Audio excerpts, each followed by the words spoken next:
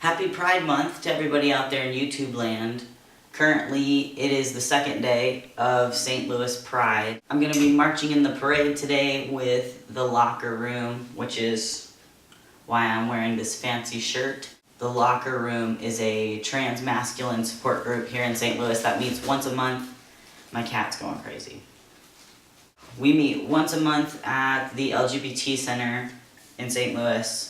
If you are trans masculine identified and you live in or near St. Louis and you are interested in going to one of those meetings, just message me or comment below and I will get you some more information on that. Aside from it being the second day of Pride, it is also the 30th, which marks my 8th month on T. My Adam's apple seems bigger to me. Definitely tons more hair in all different areas of my body. The new place though is on the top of my feet. Not like my toes, because I've always had hair on my toes, but like the top of my feet. Like I'm pretty sure I'm turning into a hobbit or something.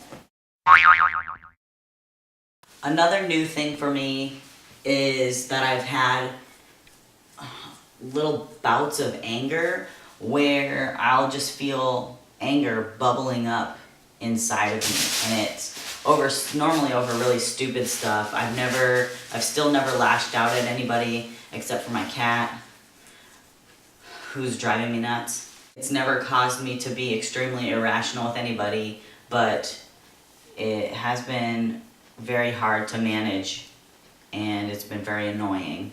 Another thing that's new is that people keep commenting on how happy I seem, which is very accurate. I do feel very comfortable in my skin, and I am very happy with where I am in life. Of course, there are things that I wish that I could change still, but my demeanor is much more positive and much more genuinely happy. People have also been commenting on how I'm looking bigger and I'm filling out, which is about time. I've been working out like crazy since last August, and I'm seeing results, and other people are seeing results, and it's a really great feeling. Interactions with men, specifically cisgender men, used to be very intimidating for me. Even before I came to terms with my trans identity, interacting with men was just, it was a space that I wasn't used to. And now being read as male by society to include cisgender men, it's a completely different space for me to maneuver.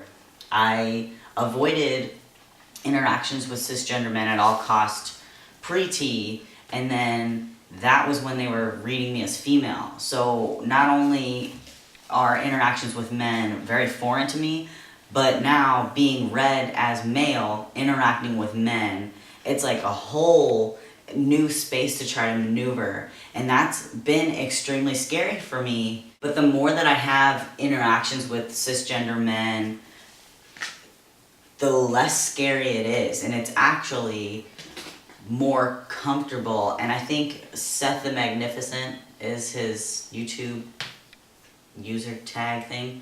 Seth was talking about how his guard has gone down because he's surrounded by people who he is now stealth with, and he doesn't have to try to put on a front or try to convince anybody of his gender or how he expresses it.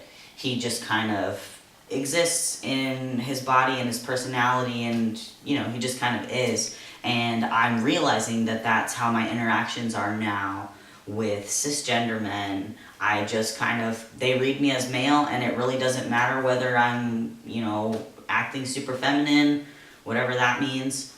I can just be me. It's becoming a lot more comfortable to interact. It's actually becoming more desirable to deal with cisgender men. It feels very natural to interact with cisgender men. I don't know why that was so hard for me to say. It feels like a space I've always been supposed to occupy. I don't know if I said that right.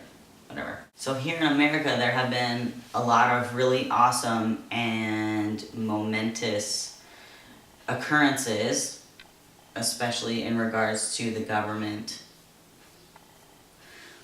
which is really awesome, of course, but I'm having this like early onset desperation when I'm seeing more and more things happening for it's for the LGBT community as a whole, but it's obviously more geared towards the LGB community and their freedoms and rights. And like I said, you know, that's really freaking awesome, because whatever affects, you know, one letter in the acronym, it's gonna affect us all in some way. It's just really kind of freaking me out. I guess, you know, however many people are now eligible for the rights that they've been fighting for, how many of those people are going to stop fighting for rights for the rest of the community? You know, the struggle definitely does not end with marriage equality. Like, that doesn't even begin to touch the iceberg of the oppression that's taking place. And not just in the LGBT community, but, you know, oppression of class and wealth status and race and religion, and you know, there's just very tight restrictions still, and it's very scary for me to think about, you know, how many people are now looking at it like, well, that's done, we can move on. I'm really trying to do what I can to keep people's minds open and remembering that there's still a lot more ground to cover. And you know, as a white transgender male, even I have all of these privileges, you know, that some people in the trans community are never going to get. No matter how much their identities are valid, they're still never going to be allowed the privileges that I have. You know, though I've gone through struggles, and though my struggles are very valid, those struggles that I had before being read as male, you know, some people are going through those struggles and there's no end in sight for them because of the way that society works. It's kind of scary for me to think that people who have never experienced oppression, or have but only to a certain level, you know, are starting to feel like they are entitled to certain things,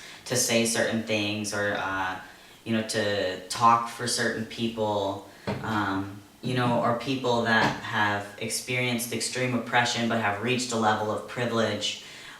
For example, myself, you know, I have experienced oppression in some forms, in various different aspects of my life and different identities that I've had throughout my life. But I'm getting to a point where I've always had white privilege. Now I'm having male privilege. You know, I'm living a very authentic feeling, natural feeling life. And I don't ever want to lose sight of what is still being fought for, and the identities that are still struggling to obtain validity in society.